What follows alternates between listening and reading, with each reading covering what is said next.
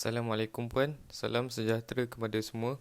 Kami adalah kumpulan satu dari peringkat junior akan membentangkan maklumat berkenaan senjata suar jerat. Yang tertera adalah nama ahli kumpulan kami. Yang pertama adalah 7544214 Pegawai Kadet Muhammad Nasiruddin bin Yahya yang akan membentangkan reka bentuk suar jerat. Seterusnya 7544216 Pegawai Kadet Muhammad Aziz bin Azman yang akan membentangkan cara penggunaan suara jerat. 7544223 Pegawai Kadet Muhammad Alif Aidil bin Azman akan membentangkan data teknik suara jerat. Manakala 7544224 Pegawai Kadet Muhammad Anaki bin Ibrahim akan membentangkan sejarah suara jerat. Dan saya sendiri 7544250 Pegawai Kadet Umar Hizbullah bin Karudin dan 7544244 Pegawai Kadet Wanita Nurul Fasihah Firzanah binti Muhammad Manfaluti. Assalamualaikum warahmatullahi wabarakatuh. Saya 7544244 Pegawai Kadet Wanita Nurul Fasihah Firzanah binti Muhammad Manfaluti. Pengenalan bagi suar jerat. Suar jerat ialah alat yang digunakan oleh pasukan tentera untuk melindungi kawasan dan untuk mengawal penyusupan.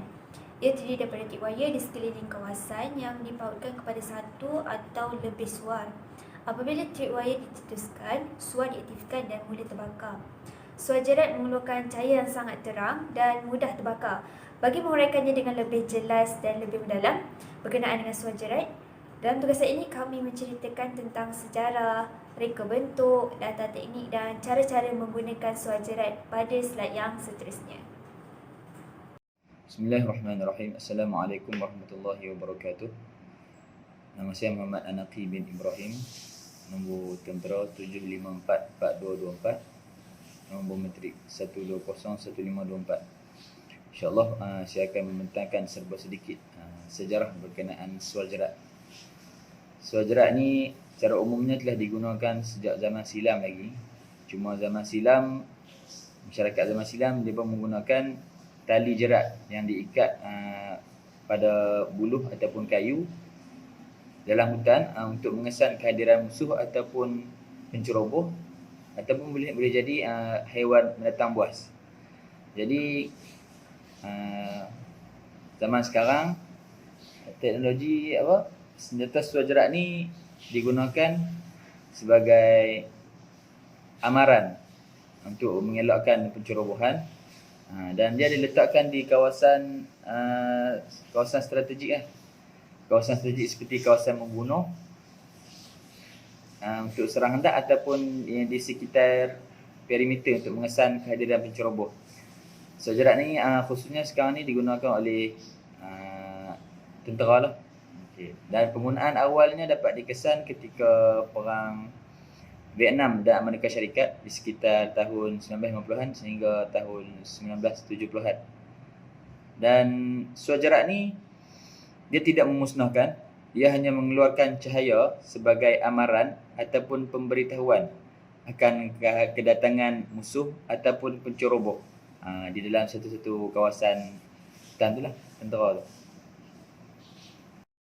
Seterusnya saya kongsikan sedikit antara contoh ataupun model suar jerat ni, ataupun namanya lebih dikenali sebagai trip flare. Yang pertama kalau kita tengok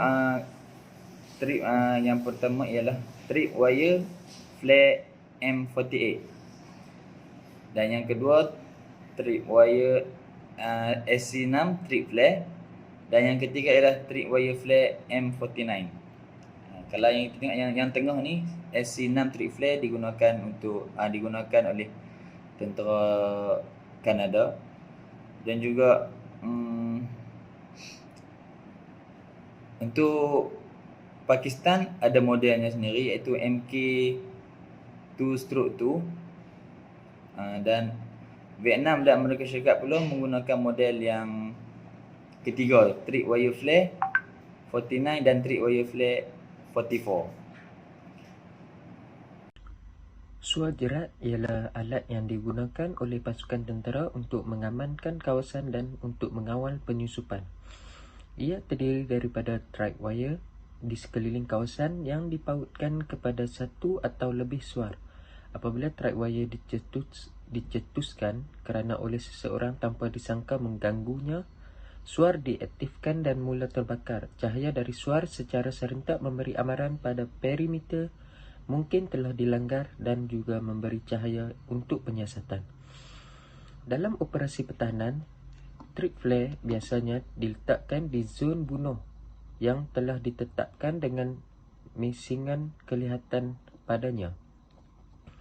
Data proses suar, kadar aliran komposisi dan gas dan keadaan gas akan menentukan saiz hujung suar dan tahap sinaran yang dipamerkan, yang seterusnya akan mempengaruhi reka bentuk, ketinggian, panjang, struktur, sokongan suar atau bom.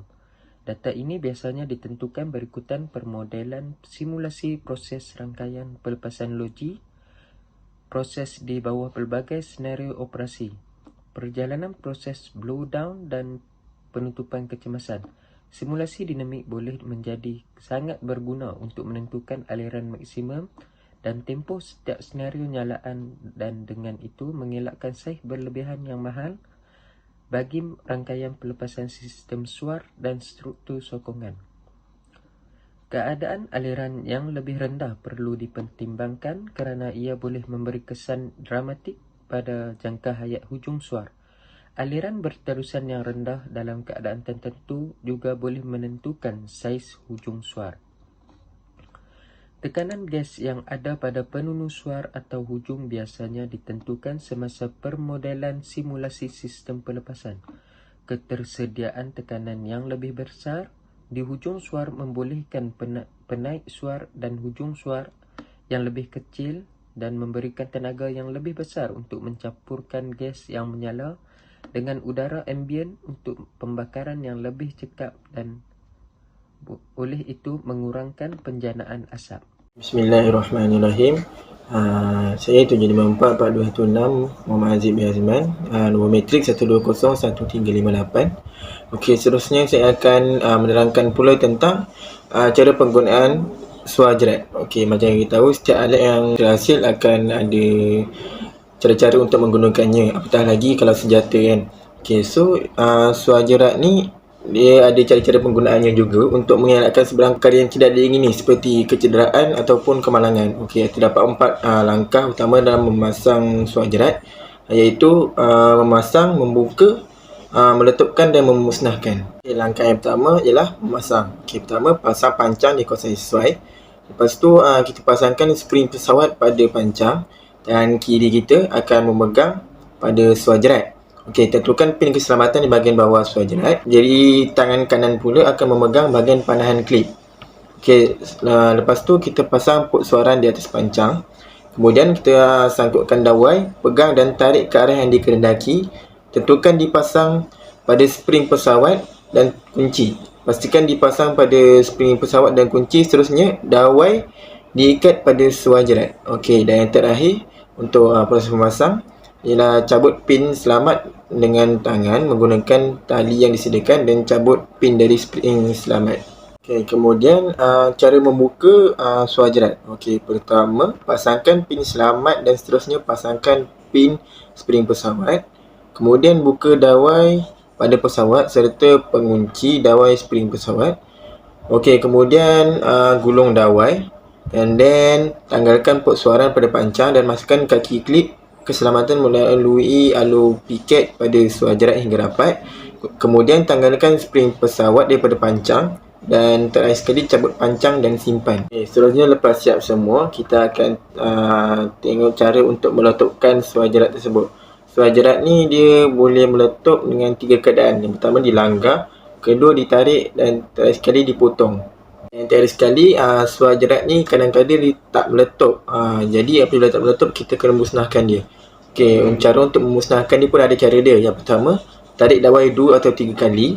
Kemudian ketuk dengan kayu panjang yang tak kurang daripada 6 kaki atau senjata yang terpasang bayonet. Okey, yang ketiga, gunakan detonator nombor 33, elektrik detonator. Dan yang terakhir ialah gunakan perenggu letupan. Okey, itu cara untuk memusnahkannya kalau suar jerat tu tidak berfungsi. Seterusnya kita sambung kepada data teknik bagi trick flag ataupun data teknik bagi suara jerat. Setiap senjata api mempunyai data teknik yang tersendiri. Data teknik ini juga suatu maklumat yang penting kerana melalui data teknik inilah pengguna dapat memahami cara menggunakan, kelemahan dan kelebihan senjata tersebut dan sebagainya.